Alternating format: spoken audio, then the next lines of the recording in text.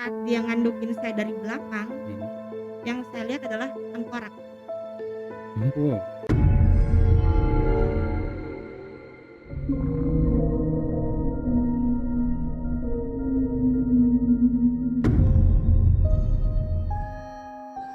Assalamualaikum warahmatullahi wabarakatuh. Waalaikumsalam warahmatullah.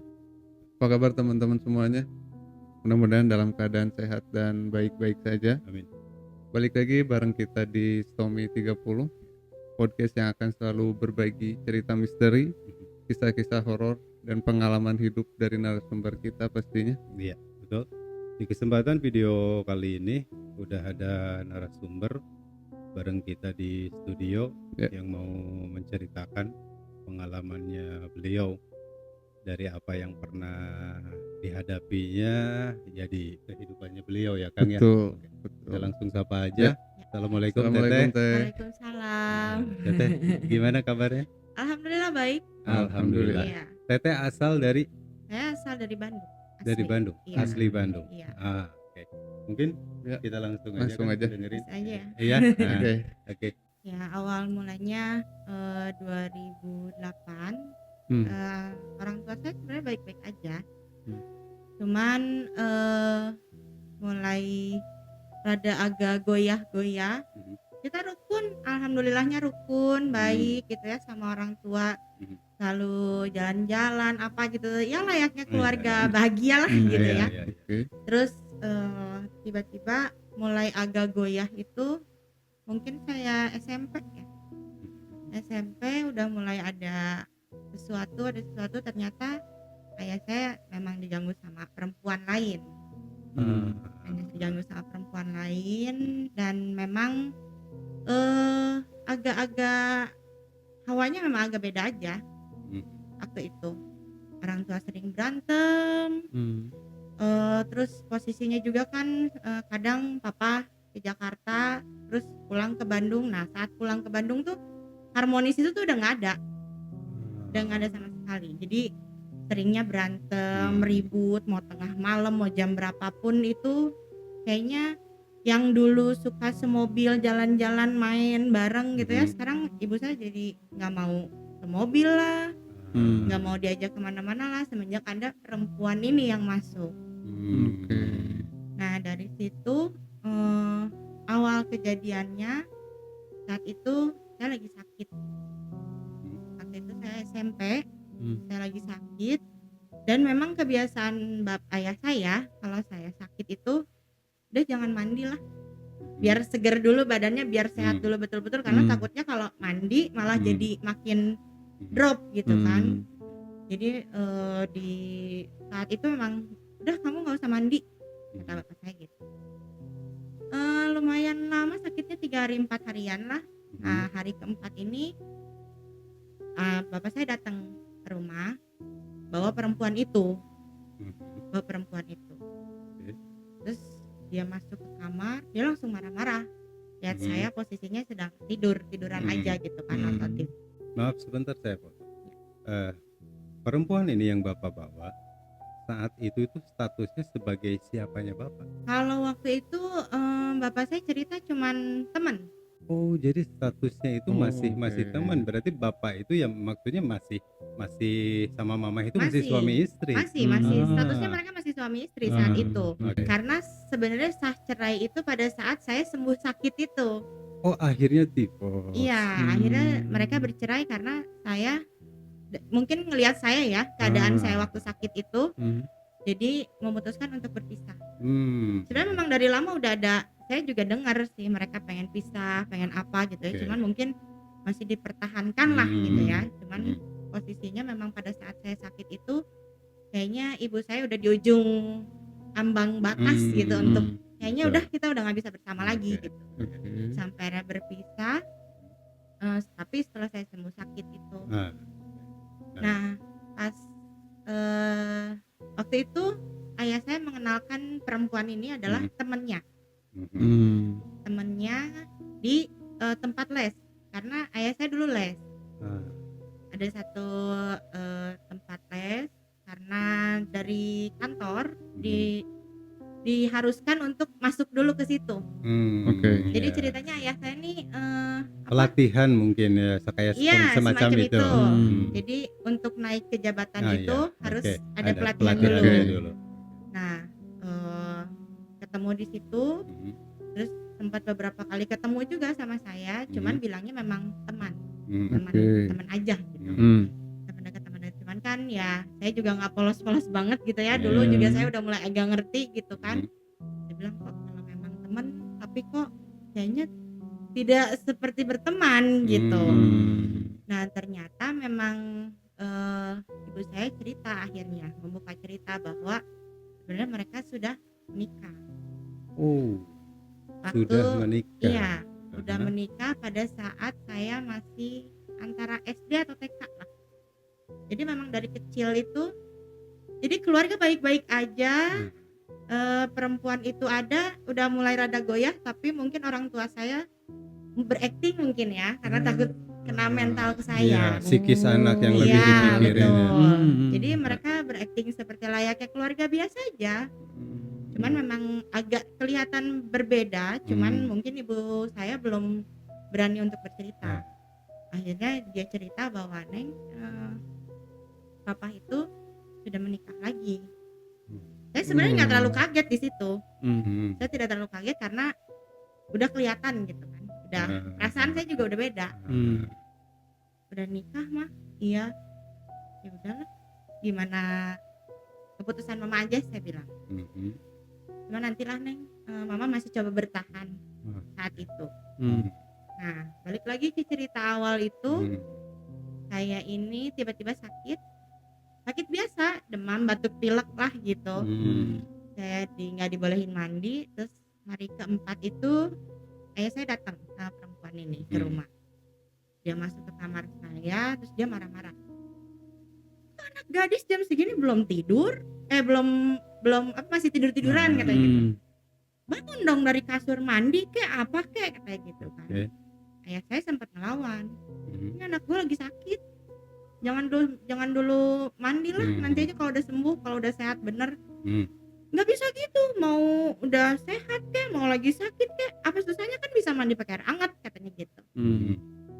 Karena posisinya saya nurut aja saat itu, akhirnya udah nanti sama saya dibikinin air panas katanya gitu, kata perempuan ini.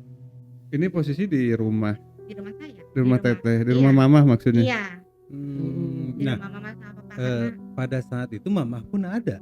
enggak, mama sudah ke Bandung, sudah mulai agak merenggang. Jadi maksudnya di Jakarta teteh ikut ke papa. Iya betul, saya ikut sama ayah saya karena kan waktu itu saya masih sekolah. Jadi teteh ini asli Bandung, cuman Bandung. Karena pekerjaan papa di Jakarta, Iya, akhirnya betul. satu keluarga itu diboyong pindah ke Ke Jakarta. betul. Karena mulai ada goyah itu, dan di saat mama saya menceritakan bahwa Neng, papa begini, akhirnya pisah. Bukan pisah secara resmi ya, mungkin bisa ranjang lah gitu ya. Betul. Ibu saya ke Bandung, ayah saya tetap di Jakarta, dan saya ikut sama ayah saya karena masih sekolah kan, meneruskan sekolah, ngambil sekolah. Nah pada saat itu dia bilang nanti saya bikin air panas, mandi pakai air panas. Oh iya, saya nurut aja di situ. Terus dia bilang selang beberapa lama, ayo mandi, itu air udah panas ya. Terus mau pada saat saya mau masuk ke kamar mandi, dia bilang, dia narik tangan saya, kamu mandi seperti biasa, tapi air jangan dihabisin, sisain sedikit katanya gitu. Buat apa, saya tanya gitu kan. Pokoknya kamu mandi dulu seperti biasa, nanti airnya sisain. Kalau udah selesai mandi seperti biasa dan sisa air itu, panggil saya, nanti saya bantuin untuk ngebersihin katanya gitu. Saya di situ nggak ada berpikiran yang aneh-aneh gitu ya. Terus begitu saya masuk kamar mandi, mandilah seperti biasa. Saya nurut aja, saya bilang ini udah mandinya, saya bilang gitu kan. Oh iya nanti saya masuk, dia bilang gitu. Posisi saya duduk di kloset duduk mandinya, karena kan belum sanggup untuk berdiri lah. Jadi sambil duduk, terus dia masuk, saya posisi membelakangi beliau. beliau di belakang saya. Saat dia ngambil air, saya lihat dari ujung mata saya lihat dia gitu. Saya nggak tahu dia ngomong apa atau berdoa apa, saya juga nggak tahu, cuman memang dia seperti meniupkan ke nafasnya air, dia ke ke air air itu. itu. Oke. Terus guyur sampai airnya habis. Nggak ada rasa apapun saat diguyur itu, nggak ada perasaan aneh apa segala macam. Setelah itu udah beres katanya gitu. Mana anduknya? Itu digantung, ambil, dia bilang gitu. Saya ambil anduknya, saya kasih ke dia karena dia bilang udah sama saya diandukin, dia bilang gitu, dibersihin, dikeringin. Dia keringin semuanya, posisi di belakang karena posisinya saya saat itu masih kurang sehat kan, jadi saya nunduk, posisi kepala saya agak nunduk karena pusing kan. Nah di saat dia ngandukin saya, kalau tangan manusia kan putih ya, seperti inilah gitu ya. Itu saya jelas banget, terlihat jelas banget saat dia ngandukin saya dari belakang. Yang saya lihat adalah tengkorak. Tengkorak, bukan tengkorak yang putih, tengkorak yang udah hitam coklat yang kena tanah gitu. Dan bahkan tanahnya pun ada. Sedikit-sedikit tanah pasir itu tuh ada. Iya, tengkorak kayak yang udah dikubur lah gitu. Betul. Ya. Dia kayak gitu. Saya kaget di situ. Tiba-tiba, aduh. Saya kaget, saya keluar. Oh, teteh langsung responnya itu lari. Iya, saya langsung lari dari situ karena takut kan. Terus ada kebetulan di kamar mandi itu kamar mandi itu kan satu tempat sama kamar. Bapak saya ada di luar. Bapak saya kaget lihat saya keluar tiba-tiba lari. Kenapa? Hah?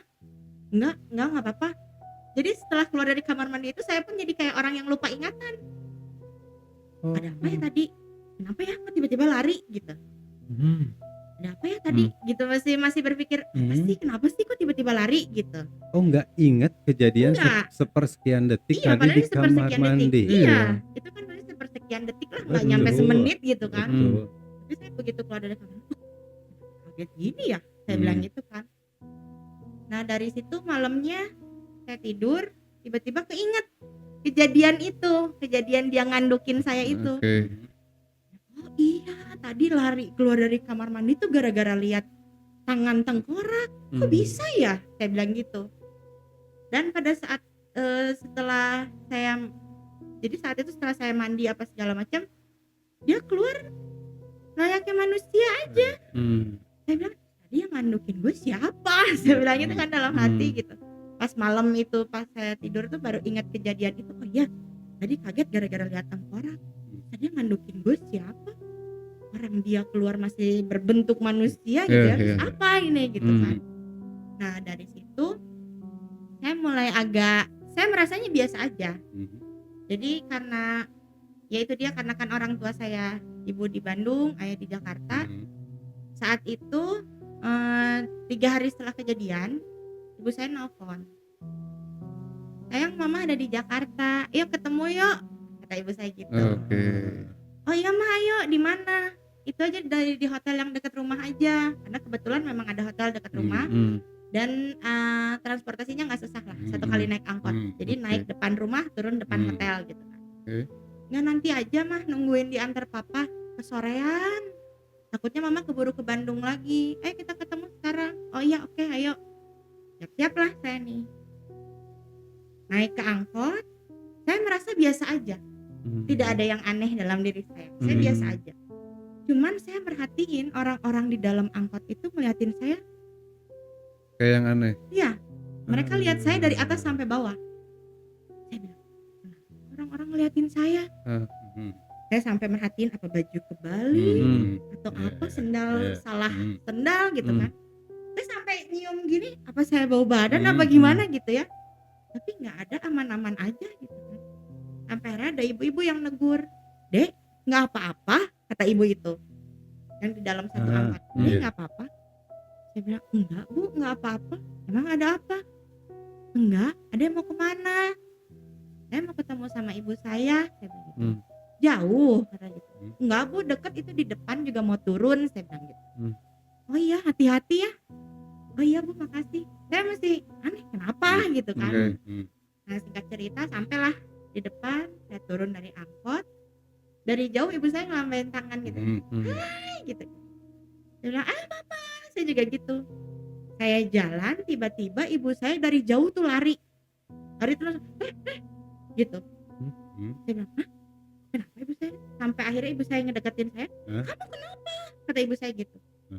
Kenapa apa mah? Saya bilang kan, ya kamu kenapa jalannya kayak gitu? Kok sempoyongan? Katanya gitu. Sempoyongan? Enggak, biasa aja, saya bilang gitu kan. Enggak, kamu tuh jalan kayak orang mabok. Coba sampai ibu saya gitu. Nyangkanya mungkin teteh minum. Iya, Oke. disangkanya saya minum karena katanya saya itu jalan tuh kayak orang yang teler gitu. Padahal yang teteh rasain mah normal jalan Normal, teteh. saya ngerasa normal, nggak ada sesuatu yang aneh gitu kan. Nah terus enggak, tapi nggak mau minum. Terus kenapa kamu jalannya kayak gitu, masih pusing katanya gitu. Enggak, kok udah sehat, udah aman-aman aja, saya bilang. Terus kenapa jalannya sempoyongan? Nggak tahu. Nah udah aja singkat cerita ya, udah malamnya ternyata ibu saya memutuskan untuk stay 1 malam karena ingin mau bareng sama saya dulu. Itu izin sama bapak saya anak dibawa ya, nginep di sini, udah nggak jauh, deket. Oh iya, oke, boleh kayak gitu. Memang posisinya juga kan lagi libur ya, udah libur sekolah. Nah pas malam itu saya ngebangunin ibu saya. Jadi saya ngerasanya, saya melihat teman-teman saya tuh datang tapi dalam versi mini, seperti jenglot. Jenglot kan kecil ya. Iya. Jadi mereka datang tuh terbang. Itu maksudnya mimpi atau langsung? Saya lihat langsung. Saya buka mata, bukan di dalam mimpi. Jadi saya pas lagi tidur ngedenger ada yang bilang assalamualaikum gitu.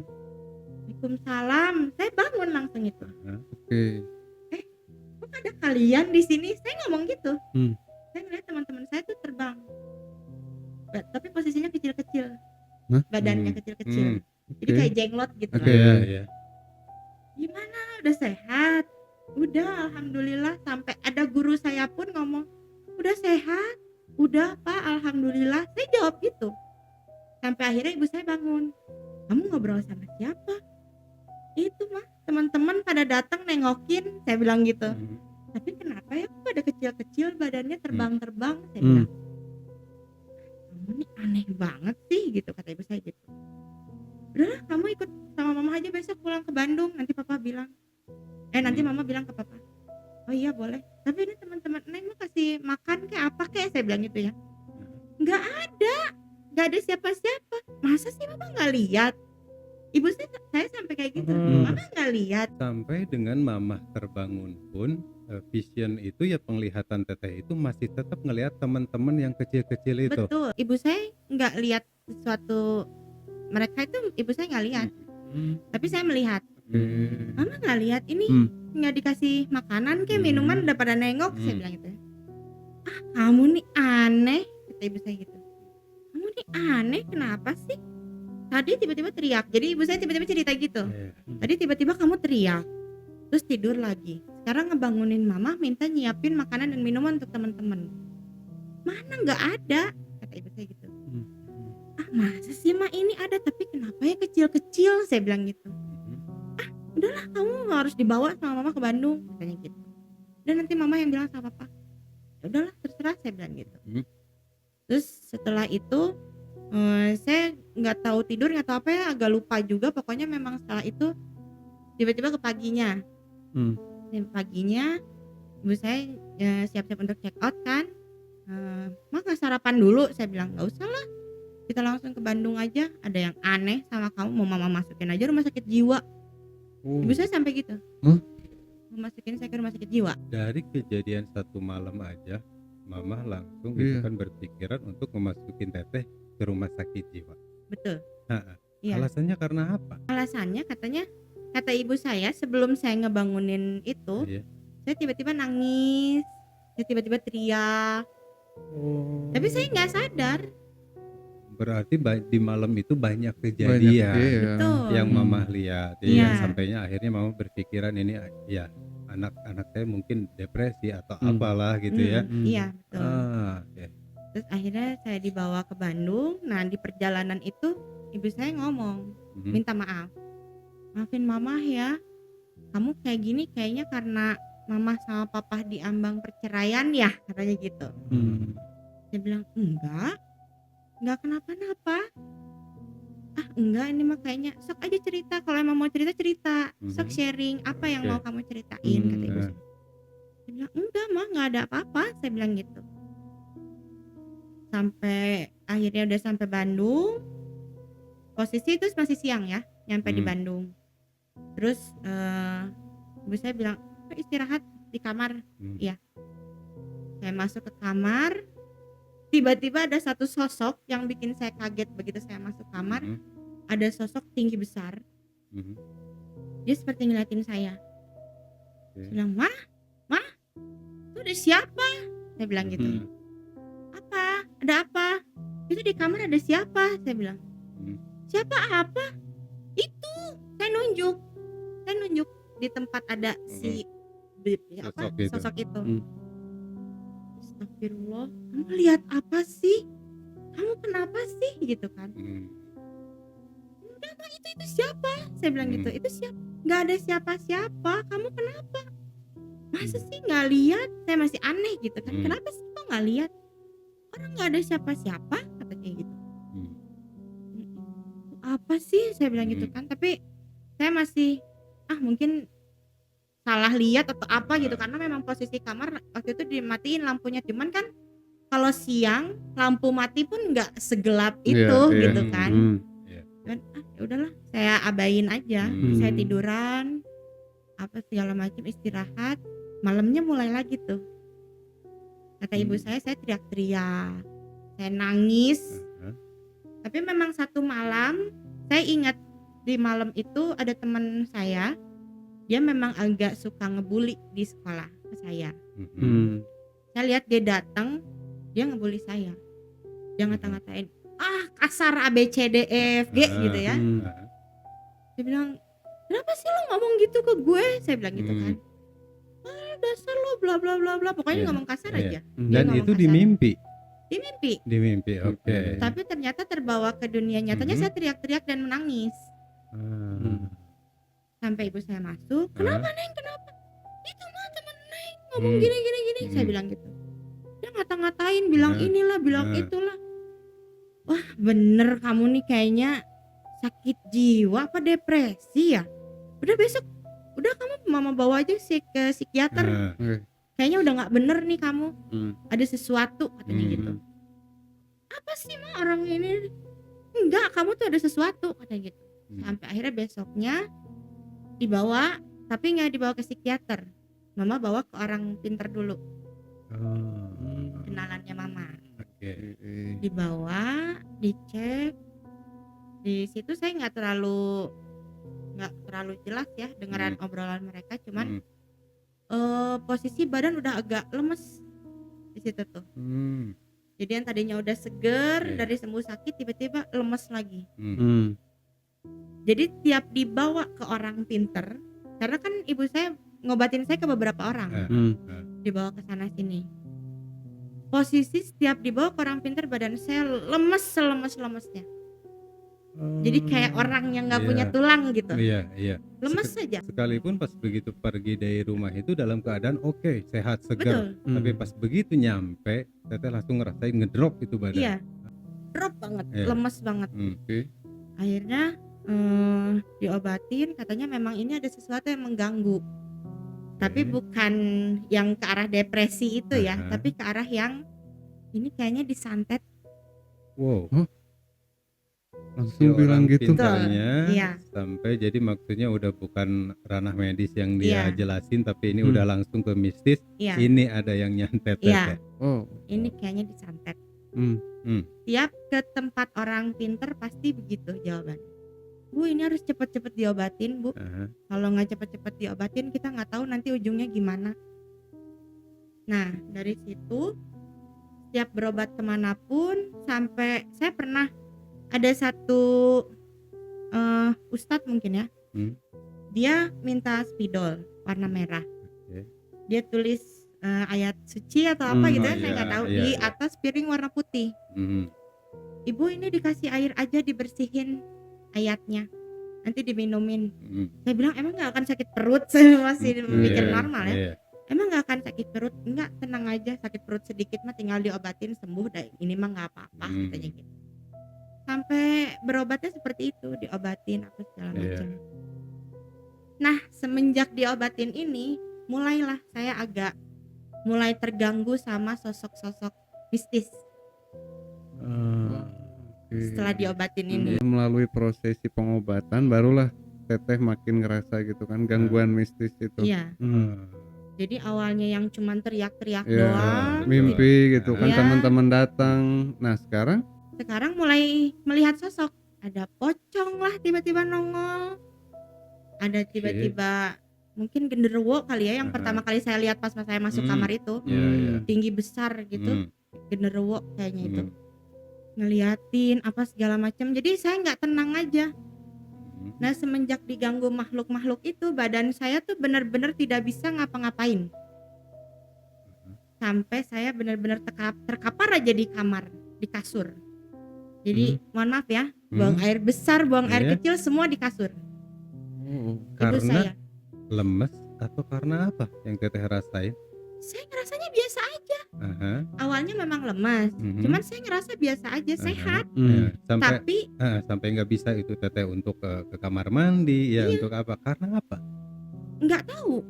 Semenjak lihat makhluk-makhluk itu aja. Jadi kayak yang kekunci badan tuh gitu. Iya. Okay. Tapi saya ngerasa seger gitu, walaupun tiduran saya nggak ngerasa pusing, lemes atau apa gitu, enggak. Cuman benar-benar nggak bisa bergerak aja gitu. Okay. Terus akhirnya setelah hampir sebulan lebih lah di kasur itu tuh nggak bisa ngapa-ngapain. Terus mama udah mulai agak depresinya karena harus kemana lagi nih ngobatin, kesana kesini udah nggak bisa. Terus makin ibu saya ngerasa hawa rumah tuh berubah, agak beda. Dan saat itu posisinya mama masih sebagai istrinya Betul, Bapak. Nah masih. terus mungkin ada komunikasi menjelaskan soal teteh.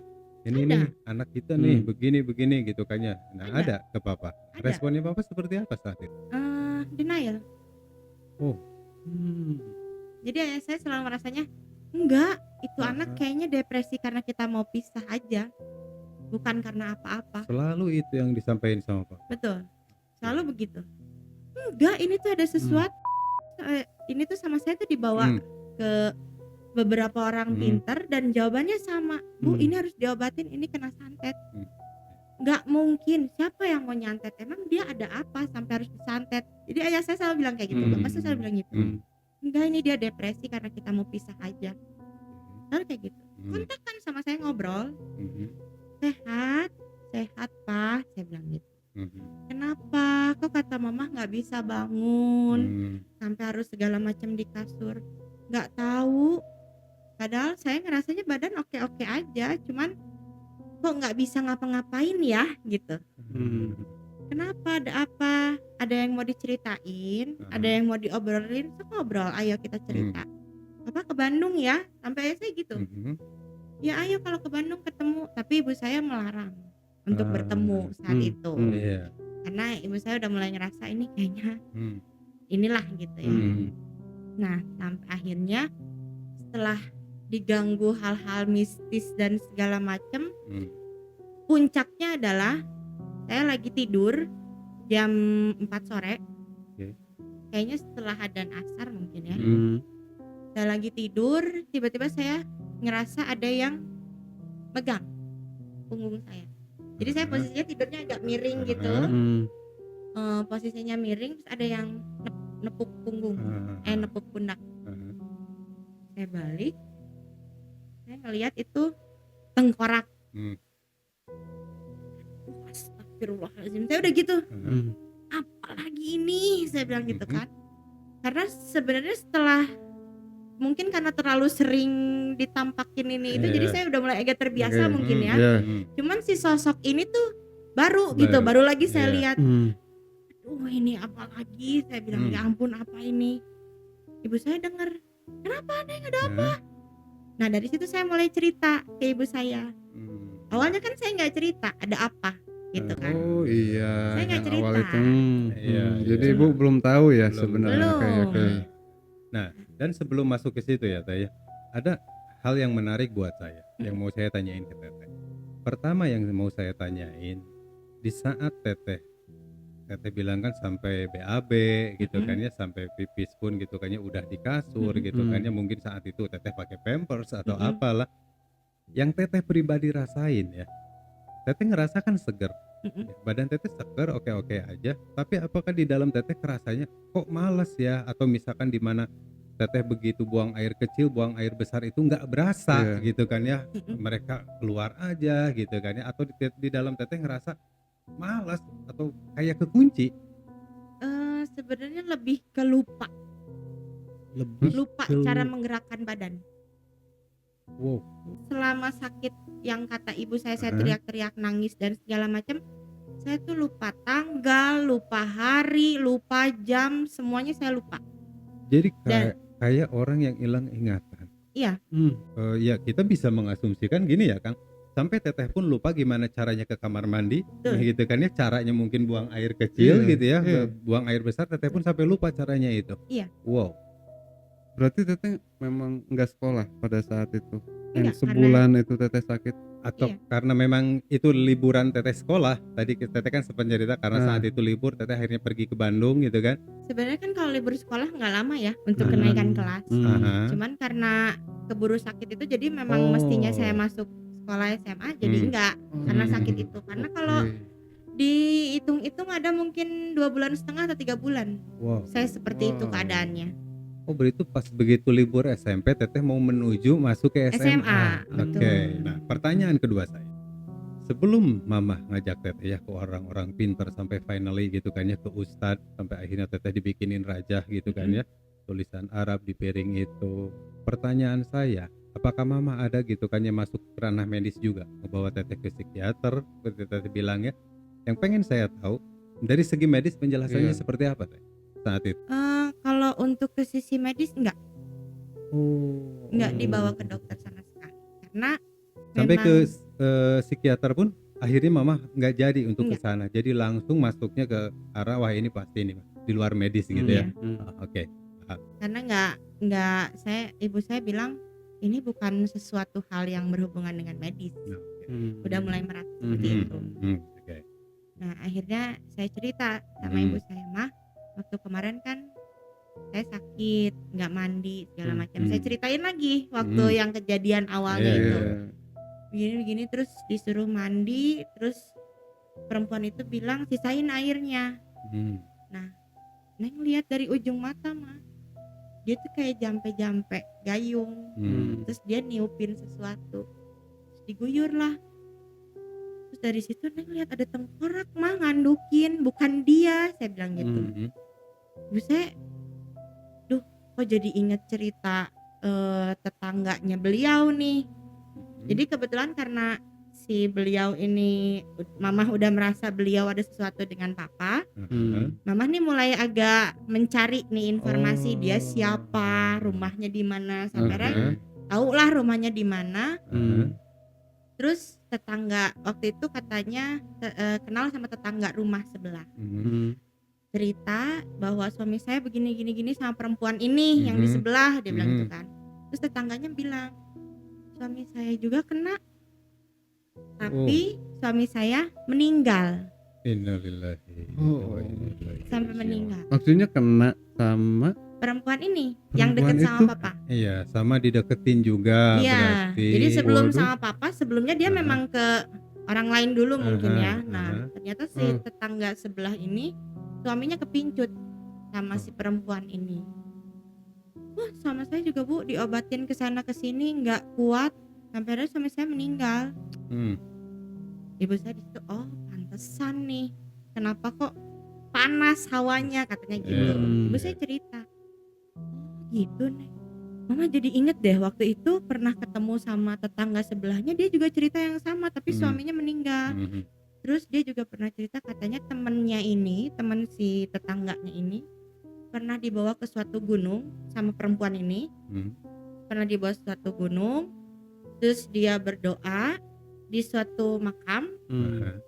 Terus memang si perempuan ini bilang, jangan nengok belakang ya, jangan penasaran ya sama yang ada di belakang kamu. Nah si temennya tetangga ini ngerasa ada penasaran nih kayak gitu. Iya. Dia lihat ke belakang, ternyata si perempuan ini sudah berubah jadi pocong. Oh. Saya bilang, Berubah jadi pocong. iya. Saya bilang, tunggu mah. Saya bilang gitu, tunggu mah. Iya. Berubah jadi pocong. Kok ceritanya kayak hampir Iya, sama ya? Betul. Karena waktu saya dimandiin juga saya dibilang jangan lihat belakang ya. Saya di notice seperti itu sama perempuan ini kan. Dan memang setelah dimandiin itu diandukin tapi tengkorak. Saya bilang gitu. Wah, berarti bener kamu nih sama dia kayaknya nih diapa-apainnya gitu. Langsung mama. Berarti bisa kita tarik kesimpulan basically berarti perempuan ini memang Pemain dalam ya. tanda kutip Maksudnya ya. udah lama gitu iya, kan iya. berkecimpung di dunia itu. Iya, di ya kan dunia karena sampai mistis. ngajak tetangganya itu untuk naik ke gunung gitu kan untuk ngedoa di makam. Iya. Berarti kan ini orang ya. Iya memang. Pemain di dunia klinik lah Iya, istilahnya betul. gitu ya. Oke. Nah, kemudian Nah, setelah saya cerita seperti itu, barulah ibu saya, oh make sense nih, kenapa kamu tiba-tiba teriak-teriak, tiba-tiba nangis, tiba-tiba bengong, sampai sekarang nggak bisa ngapa-ngapain gitu kan? Iya mah, kayaknya kayak gitu deh, tapi nggak tahu. Jadi harus gimana nih? Saya bilang gitu. Di situ posisi saya udah mulai agak seger, udah bisa duduk, udah bisa apa gitu. Sampai akhirnya saya diobatin sama uak mungkin ya. Masih sama keluarga. Oke. Dari ininya mama, saudaranya mama. Diobatin, dia datang ke rumah. Memang kalau ada si uak ini, saya perasaannya tenang. Bawaannya tenang. Yang tadinya saya lihat ini itu nggak ada mereka, nggak kelihatan. Jadi memang selama sakit itu saya merasa mereka tuh ada, kelihatan gitu sama mata saya. Tapi kalau uak udah datang, nggak ada hilang. Dan saya pun ngerasanya tenang, ada energi lagi, badan bisa duduk, bisa udah mulai bisa agak latihan berdiri lah gitu ya. Karena kan selama beberapa bulan itu bener-bener terkapar aja gitu kan. Udah mulai latihan berdiri apa segala macam. Pernah juga waktu itu dia pulang, uak saya pulang. Itu mulai itu badan dingin banget, saya menggigil. Menggigil parah. Terus di otak saya tuh, wah ini harus ada uak nih, ada sesuatu nih yang ganggu lagi gitu. Karena uak saya datang, sehat lagi. Nggak ada perasaan menggigil, dingin gitu, nggak ada sama sekali. Sampai akhirnya saya bilang ke si mama kan, mah gini kalau ada uak kok enak ya gini. Ya udah coba deh mama obatin sama uak, coba ngobrol sama uak gitu. Ngobrol lah sama uak. Nah di saat itu saya pindah tidurnya ke ruang tamu.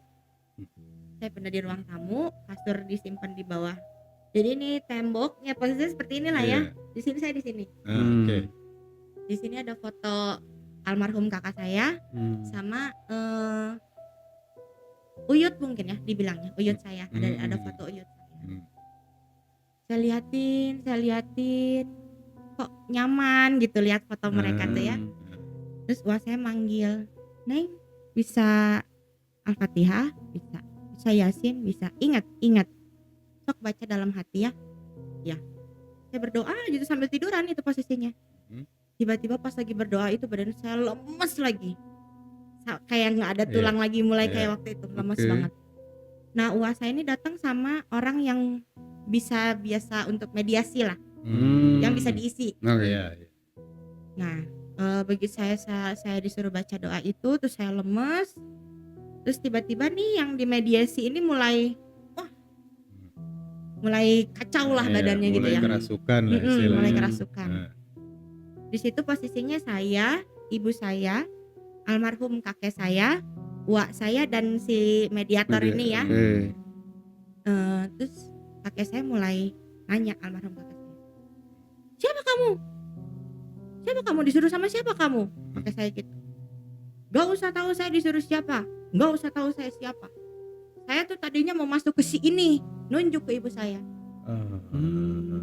Saya tuh mau masuk ke ini tapi mental nggak bisa. Makanya saya masuk ke dia nunjuk saya, si mediator ini. Saya mulai kaget tuh, kelihatan mukanya bukan muka manusia, hitam banget tapi matanya merah nyala, tapi badannya badan manusia. Cuman mukanya aja dan kepalanya yang berubah gitu.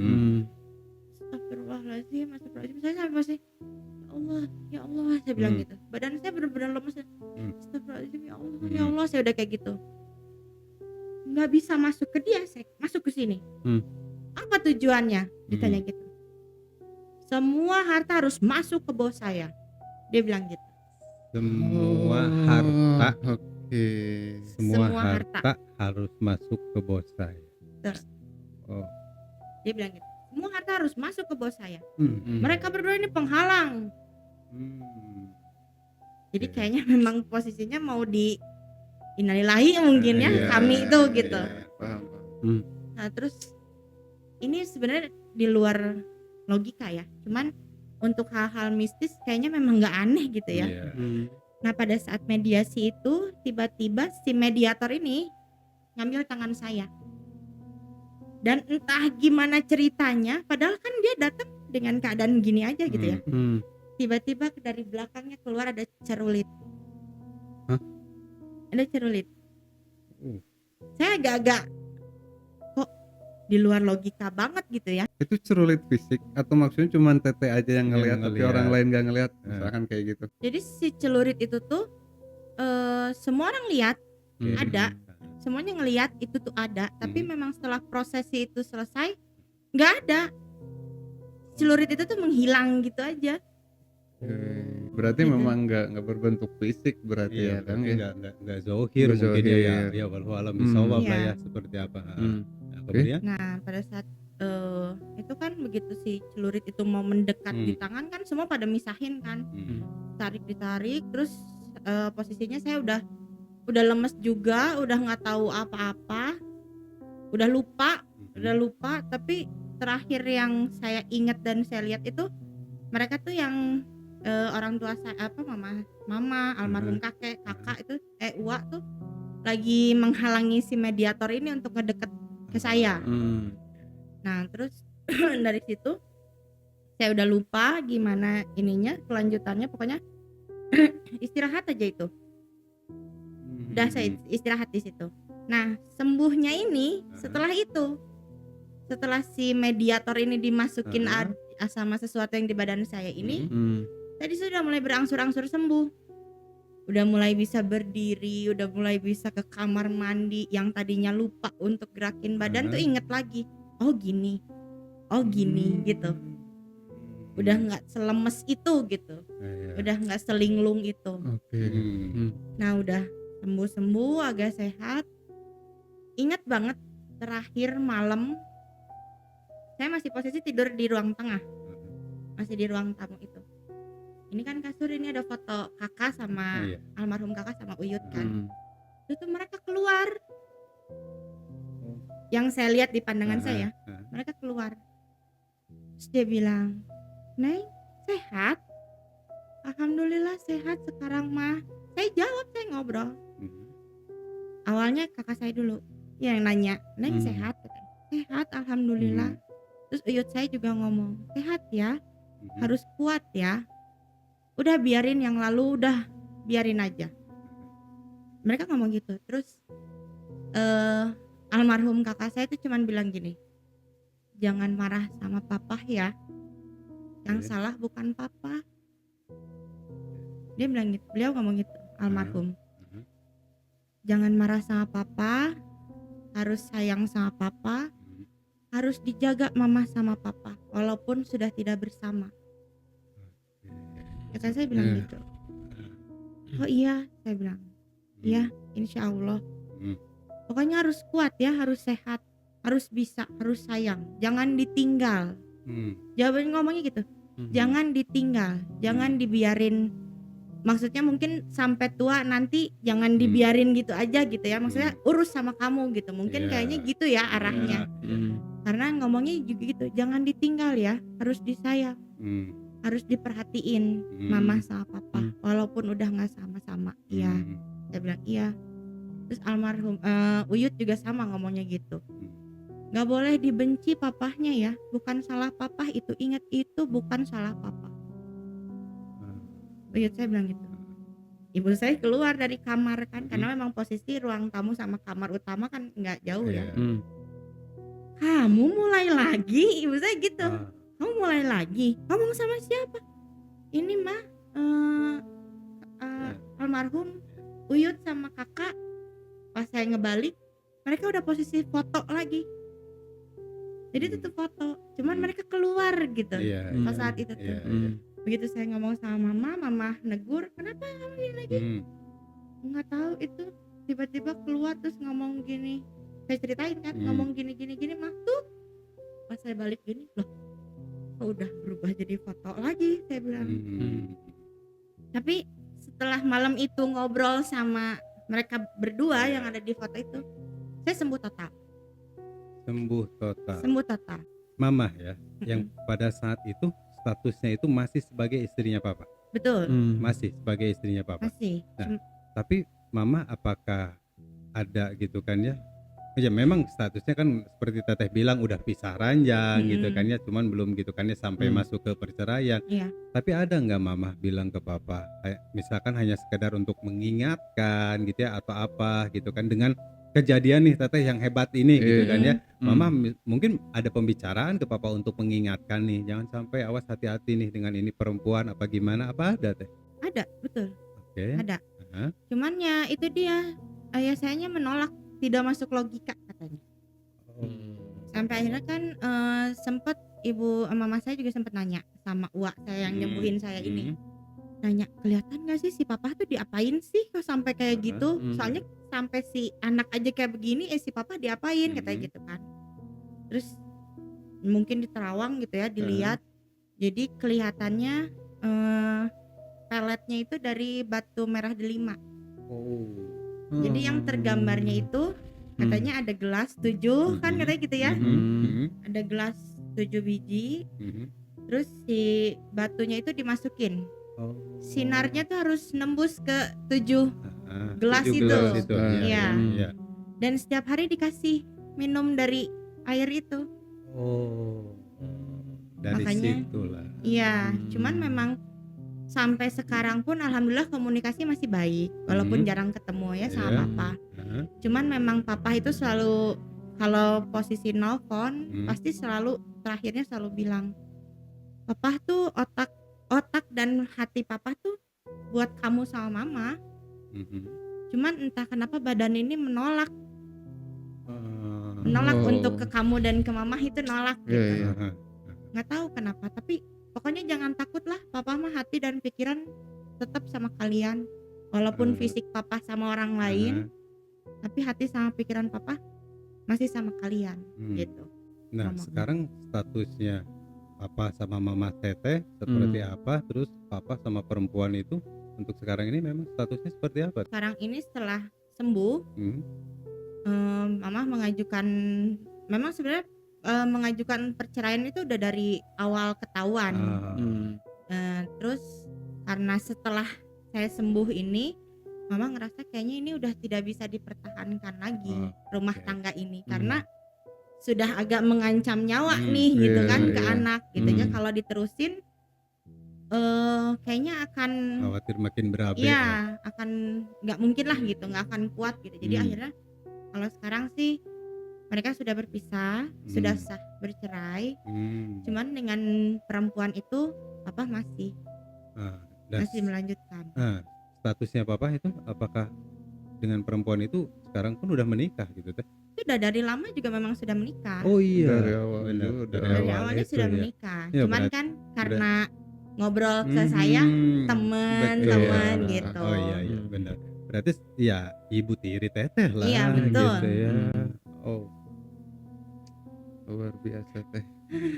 Ini pengalaman hidup ya teh ya, yang hebat. Nah, sekarang ini apakah dengan ya ibu tiri itu teteh suka ada teh komunikasi apa enggak, atau teteh gitu kan enggak sama sekali? Tidak ada sama sekali. Beda Tidak kecuali ada sama sama sekali. papa. Iya, karena sebenarnya kalaupun kita ketemu bawaannya tuh cekcok. Bawaannya pengennya berantem terus gitu kalau sama dia. Jadi entah mungkin karena otaknya udah ke brainstorming gitu ya, mengingat kejadian dulu gitu. Iya. Ini kayaknya bener nih kerjaannya dia gitu kan. Kayaknya bener kerjaan dia, jadi kayak menolak aja gitu. Badan juga kayak kalau ketemu sama dia tuh kayak pengennya tuh menghindar aja. Males gitu untuk ini. Kalau misalnya terpaksa untuk harus satu mobil terus ngobrol gitu ya. Ya ngobrol secukupnya aja. Kalau ditanya gimana sekarang kesibukannya? Ya gitu aja. Singkat padat dan jelas gitu Pak. Jawaban sayanya ke dia gitu aja gitu. Jadi nggak ada obrolan yang Panjang. antara seperti ibu dan anak lah gitu ya. Iya. Nggak ada, sama sekali nggak ada. Cuman ya kadang suka nyalahin, kamu tahu nggak gara-gara kamu mau kuliah, gara-gara kamu ini itu papa begini begitu. Jadi menyalahkan lah kalau dalam kondisi ekonomi ya, kondisi keuangan. Papa kamu tuh sekarang jadi gini itu gara-gara kamu ngabisin uang untuk sekolah apa segala macam. Padahal teteh anaknya ya. Iya. Kalau kita berbicara logika kan mau sampai kapanpun ya karena teteh anaknya. Betul. Ya. Tidak ada mantan anak kan. Betul. Ya Teteh makanya. yang lebih berhak. Ya makanya begitu dia suka kayak gitu, udah mah badan dan nolak gitu ya untuk ngobrol sama dia, ditambah dia ngomong kayak gitu. Jadi emosi tuh ada aja gitu kalau ketemu sama dia. Dan pasti. Anehnya setiap saya berantem sama perempuan ini, ayah saya tuh kayak nggak bisa ngelepas sih gitu, nggak bisa melerai. Jadi kayak terlebih diem. Iya. Terakhirnya malah bilang udah nurut aja sama ini, jangan dilawan lagi udah. Jadi terkesan kayak nunduk banget gitu. Sampai ke anaknya pun nggak bisa ngebelain gitu ya. Betul, nggak bisa ngebela sama sekali. Jadi dia mau fitnah saya begini begitu, ya dengan alasan dia dengar cerita dari siapa katanya. Ada yang cerita kamu begini gini. Saya ngelawan dong, karena saya nggak merasa seperti itu kan. Ayah saya posisinya di situ juga ada, cuman kok lo gitu sih sama anak gue? Apa ada pembelaan gimana gitu? Nggak ada sama sekali, benar-benar diem aja. Dan terakhirnya cuma ngomong gitu, udah jangan dilawan lagi, iyain aja. Saya bilang loh, ntar dulu harus ngeiyain sesuatu hal yang saya tidak lakukan mah sorry aja. Saya bilang gitu kan, makanya ya udah nggak akur aja sampai sekarang. Komunikasi sama papa itu putus sebenarnya. Saya pribadi ya, saya pribadi sebenarnya udah putus. Jadi ditutup sama dia, WA diblokir, untuk ketemu pun jarang. Tapi sekarang bisa kontakan lagi sama papa itu karena papa ada nomornya mama. Jadi bisa ngobrolnya pakai HP mama. Ya sampai ketakutan papa segitunya ya ke anaknya sendiri aja sampai diblokir ya. Ya benar-benar papa tidak berdaya. Udah kemakan. Iya. Dalam hal ini gitu kan udah benar-benar nggak bisa ngapa-ngapain. Sampai segitunya sekarang itu. Betul.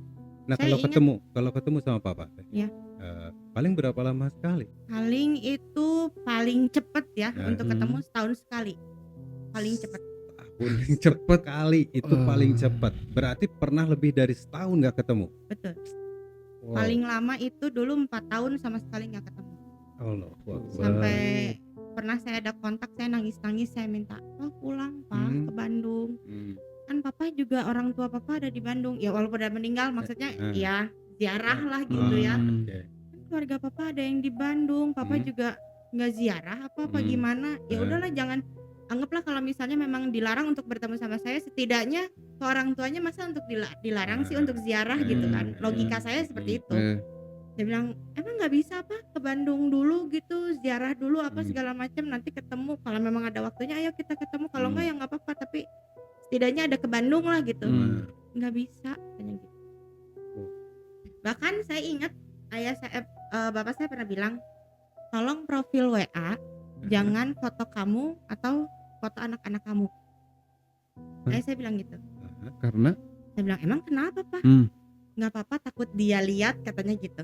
Jawabannya gitu, nggak apa-apa takut dia lihat. Jadi papa punya kekhawatiran kalau papa masih nge-save nomor teteh.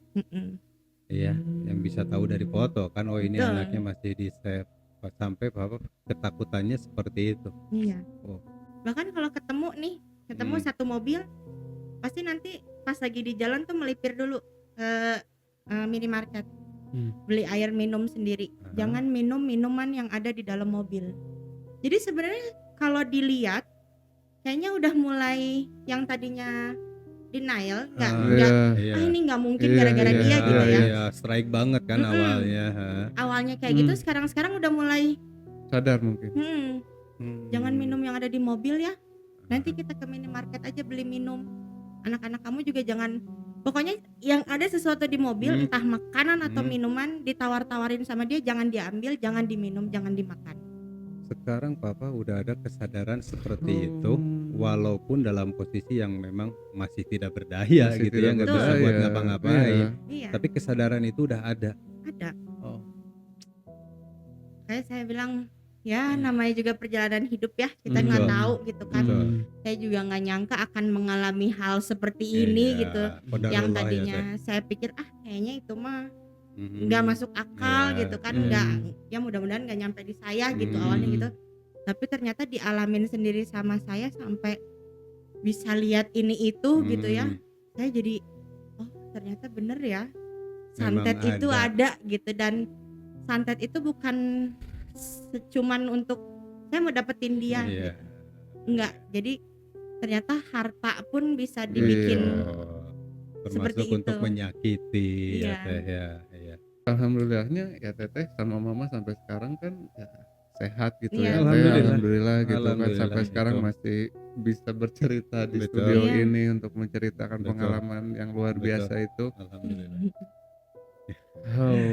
Tapi ini benar-benar buat kita sih pengalaman yang ya luar biasa ya Teh ya.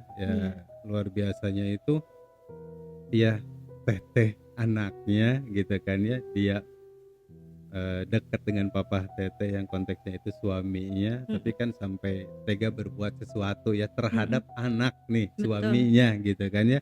Ini kan yang buat kita yang poin luar biasanya itu. Teteh pun nggak bisa menyalahkan gitu kan ya, karena ini urusannya bukan dalam artian ini cara halus ya kan ya. Karena ya dimana seseorang nggak bisa secara kasar ya ujung-ujungnya pasti lewat jalan halus ya, halus gitu kan. Karena saya berpikirnya gini ya, kalau misalnya saya masih terus melawan, yang kena akan ayah saya, bapak saya yang akan kena. Jadi saya mencoba untuk, memang bawaannya emosi gitu ya kalau ketemu, tapi ya udahlah ikut ngalah aja, ikutin ini aja. Karena saya takutnya, jadi saya suka berpikir gini, sama saya aja dia berani seperti itu. Gimana kalau ke ayah saya dia memperlakukan seperti itu ke ayah saya. Jadi saya ya udahlah terima aja, dia mau ngomong begini begitu ya udah. Awalnya benci banget kalau dia udah fitnah apa segala macam gitu ya. Saya tepis tapi untuk sekarang kayaknya kalau dia ngomong ini itu ya kalau ketemu nih ya konteksnya, kalau lagi ketemu terus dia ngomong kamu begini saya lebih ke diem. Jadi kita lebih mikirin keselamatan papa gitu ya, dalam arti lain gitu ya. Untuk sekarang ini ya ngalah demi kebaikan semua mungkin ya Teh.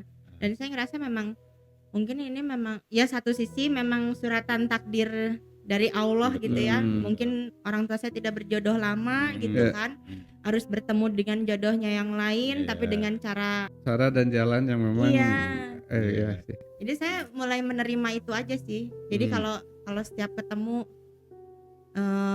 nanya nggak apa-apa, masih suka nanya gitu, nggak apa-apa kalau sekarang papa ada orang lain, ya nggak apa-apa, mungkin memang udah takdirnya papa sama dia. Saya selalu gitu ya, mudah-mudahan papa sehat, papa aman-aman aja. Saya selalu gitu, mudah-mudahan aman-aman aja. Tapi ingat ya Pak, kalau misalnya suatu saat papa tidak diurus sama mereka, apalagi mereka sampai mengacuhkan papa, karena dulu papa saya lumayan effort ya sama saudaranya dia, sama saudara perempuan ini ya, sama anak-anak saudaranya perempuan ini. Papa lumayan effort gitu untuk sekolahin apa dan segala macam. Saya juga tidak pernah komplain, mamah juga nggak pernah komplain, uangnya kebagi ke sana sini gitu ya. Terus sekarang tiba-tiba mungkin ceritanya berbalik ya jadinya. dia merasakan apa yang saya dan mama saya rasakan, si perempuan ini sekarang mungkin, makanya kontak juga kan diblokir segala macem gitu. Terus saya bilang, ya udahlah Pak, memang jalannya harus seperti itu, terimain aja. Mungkin memang sudah tidak berjodoh. Nengnya juga doain aja sehat-sehat, Papa juga harus sehat-sehat. Saya bilang pokoknya kalau Papa udah nggak diurus dan segala macam, pulang ke Bandung. Saya bilang gitu, Papa pulang ke Bandung. Papa harus ingat Papa masih punya anak di Bandung. Sampai kapanpun Neng akan ngurus Papa. Saya bilang gitu. Amin. Luar biasa ya Kang ya. Untuk kesabarannya Teteh ya, wise-nya Teteh ya di keadaan ini demi kebaikan semua ya, buat saya sih itu hebat. Teteh ya itu hebat. Iya, hebatnya begini. Ini perempuan loh Kang ya. Ini perempuan. Dan ngalamin hal ini masih masa sekolah gitu kan, masa SMP mau ke sekolah, SMA. Gitu kan, sampai akhirnya Teteh beranjak dewasa yang akhirnya pemikiran Teteh pun kan berubah ya. Teteh gitu kan ya ngikutin emosi, siapa yang nggak emosi ya Teh ya. Tapi Teteh sekarang lebih berpikir rasional kan untuk kebaikan semuanya. Alhamdulillah. Oke, Teteh, hatur nuhun, terima kasih Sami-sami, terima kasih menyempatkan waktunya untuk datang ke studio kami untuk berbagi cerita dan pengalaman yang memang sangat-sangat luar biasa. Kalau menurut kita dan teman-teman pun pasti bisa menyimpulkan sendiri lah, ya Kang. Untuk cerita kali ini dari Teteh itu ya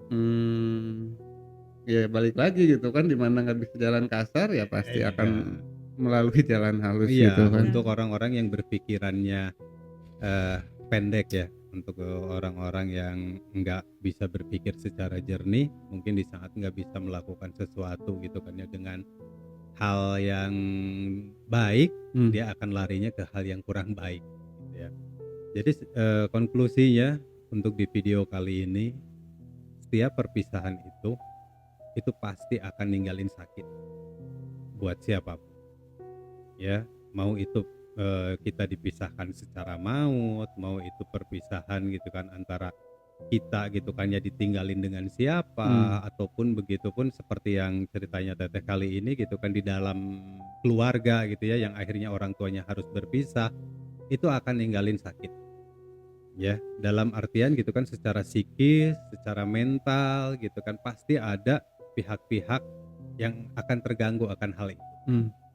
Tapi pelajaran yang bisa kita ambil dari cerita kali ini, pertama itu kuncinya sabar. Ya, yang keduanya itu kuncinya itu ikhlas. Ya, di saat orang-orang bilang sabar itu ada batasnya. Tapi buat saya sabar itu nggak ada batas. Kenapa saya bilang nggak ada batasnya? Karena di saat kita bertemu dengan sabar, suatu sabar karena sesuatu, setelah itu habis akan ketemu lagi kita diuji kesabaran dengan hal yang lain.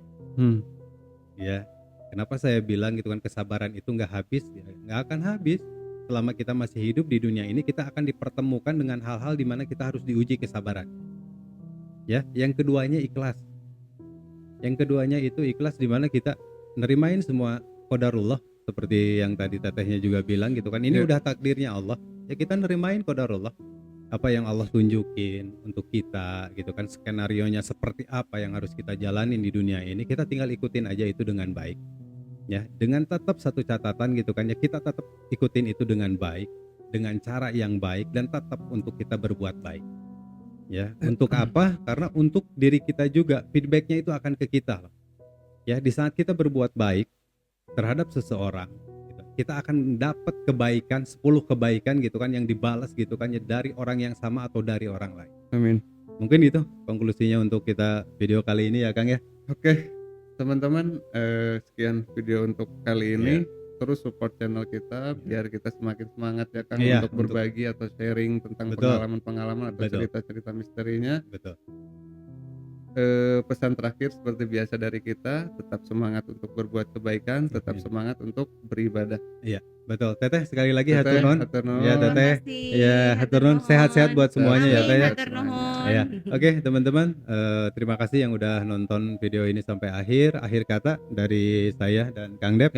Wassalamualaikum warahmatullahi wabarakatuh.